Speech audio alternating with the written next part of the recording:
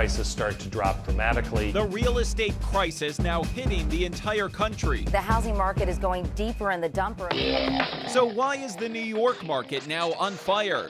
Time to make the jump. The California desert seeing a sudden spring. Gay buyers left, right, and sideways. Even South Florida flooded by a new wave. We really need to seriously start looking. The gays who are all of a sudden moving straight towards recovery. People are ready to pounce.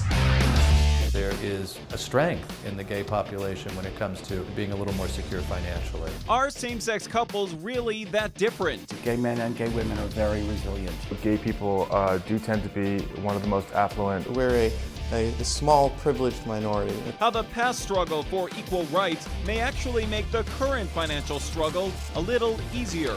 Is that an advantage now in a difficult market? Absolutely. It is. Absolutely. We've doubled our money in less than 3 years. The business of being gay. A close-up look at those who are sinking and swimming in this financial storm. The market is, taking a nosedive. You should inform them that they're not allowed to ask those questions. How not to get ripped off. These are protections that we have in 20 states. The legal pitfalls you need to jump over before jumping into the market. Does that make sense? And what makes these neighborhoods so gay? There is a mystique about Brooklyn. See one of the newest areas in transition and what G-strings and dollar bills have to do with it. Seriously. A special real estate version of 365 from South Florida starts now.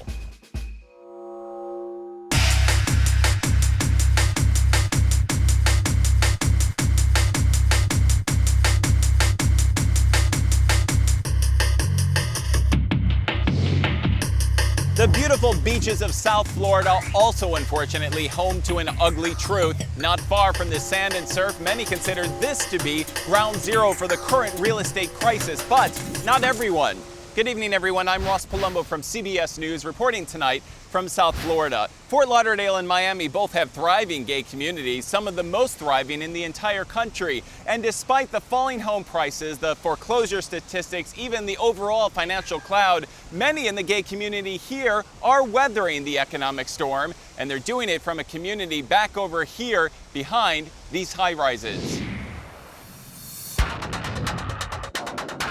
The sun-drenched sights, the sultry scenes, and the once steaming hot real estate of South Florida. Most of it, though, now replaced by signs of a financial chill. Prices start to drop dramatically. The housing market is going deeper in the dumper. You could see a $100,000 drop. The housing market won't recover until 2009. Because a lot of people were being hurt. And being hurt hardest here. It's difficult. As the shadow of foreclosures fell across the country, the Sunshine State was perhaps most drastically dimmed.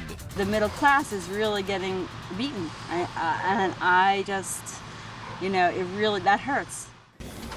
And you have a walk-in closet. But now some hope is shining into a section of Fort Lauderdale. A bit of ray of sunshine. Things are getting a little bit better now. Sales are increasing ever so slightly. Gay and lesbian couples like Leslie Barretto and Carrie Smith Great open space. are now coming back, buying into South Florida's most prominent gay community, Wilton Manors. You're seeing more people that you know buying. Yeah, actually, the gay community, we were doing our own research and we saw that we're spending more money in our community. And they're looking to spend here. I'm excited about the yard. Not just because they like the community, the landscaping, or the construction. That's a long-lasting life roof. But because they like and clearly see the cold, hard financial facts. Wilton Manors, perfect.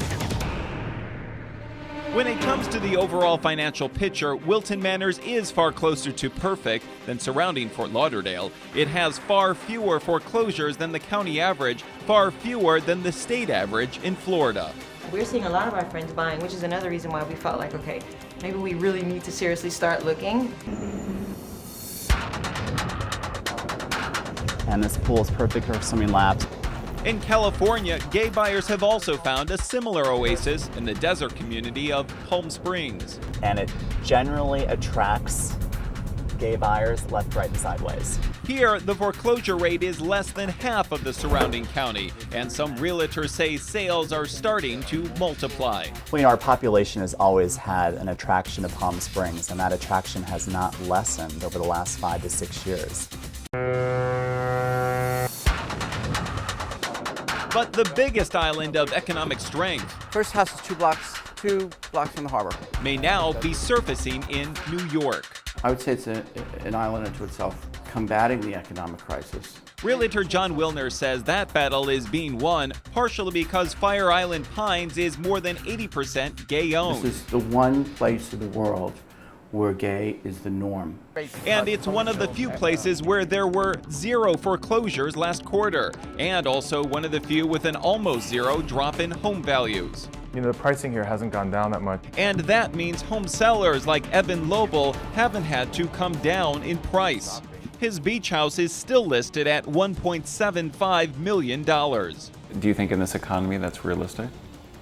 I do think it's realistic. This quality, this amount of space, it's actually well priced. Even at that price, gay buyers like Ryan Bell are still looking to buy. Even in this economy, this island is still a good value. Yeah, definitely. I mean, I wouldn't buy if it was. With ocean views, everything is included. There's a feeling of open air. We haven't had a bus. Wilner says there's even been a small building boom, with very few financial cuts and scrapes here to stop it. Why are the gays doing so well? We're very resilient. Gay men and gay women are very resilient. And we've never relied on the outside world to give us anything. There tends to be an assumption that gays are more affluent than straight as a total community. Analyst John Miller says there have been no concrete studies on the gay housing market, but from decades of experience, he knows that affluence and education are always key factors. In this case, maybe you're looking at a higher concentration of more affluent and educated consumers if that were the case. But the community itself believes the case may be more about its ongoing struggle. That fighting for so long on so many fronts has left it fit enough to face any crisis, even a financial one.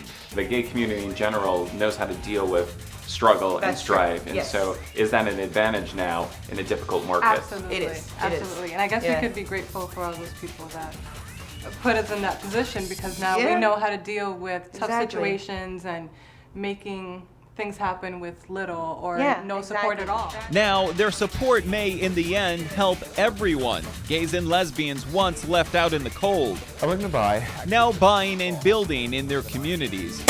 Like Fire Island, like Palm Springs. So this is a 2-bedroom, 2-bath. Like Wilton Manors, and helping to heat up the economy, one home, sweet home. I love that open floor plan. Yeah, that's great. At a time. The gay community has led the way to improvement of neighborhoods. Let's hope that the gay community is responsible for the improvement of the real estate market and thus the American economy. We're getting there.